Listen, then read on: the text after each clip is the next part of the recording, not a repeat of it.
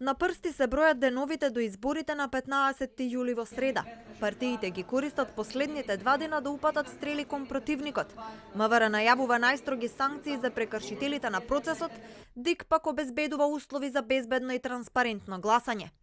Техничкиот министер Наке Чулев денеска им порача на полициските службеници да ги преземат сите мерки и најстрого да ги санкционираат оние кои ќе се инволвираат во подкуп, закани, уцени или било какви изборни нерегуларности.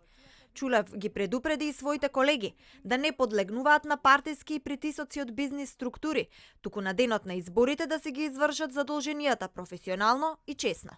Избирачкото право да си го оствара согласно нивните симпатии према одредена политичка опција која што сметаат дека најмногу би ги задоволила нивните барања и сите оние нерегуларности, притисоци, закани, уцени, доколку им се вршат или па подкуп, да го пријават до Министерството за внатрешни работи со цел најстрого санкционирање.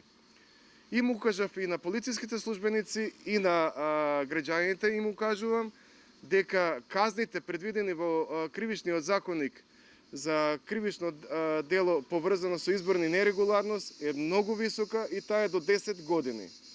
Сепак, кампањата зачината со бомби останува напната до самиот крај, а доведе и до Facebook препукување помеѓу Чулев и заменичката Славјанка Петровска. Министерот за внатрешни работи, поставен од ВМРО ДПМН, го обвиди СДСМ за изборен подкуп. Петровска пак го демантираше, оценувајќи ги неговите обиди како очајнички.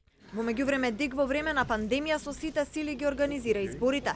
Изборниот материјал денеска е доставен до општинските изборни одбори, а Дерковски вчера упати апел до граѓаните да излезат на масовно гласање. Се врши дезинфекција на сите гласачки места во државата, значи комплетно дезинфицирање на гласачките места и истото ќе се направи по завршување на процесот. Така што кога гласачот ќе влезе на избирачкото место, може да биде сигурен дека на тоа место нема никаква присутност на било каков вирус. Ке се гласа на 3390 гласачки места. 900 наблюдувачи од граѓанската иницијатива Мост ке ги следат предвремените парламентарни избори.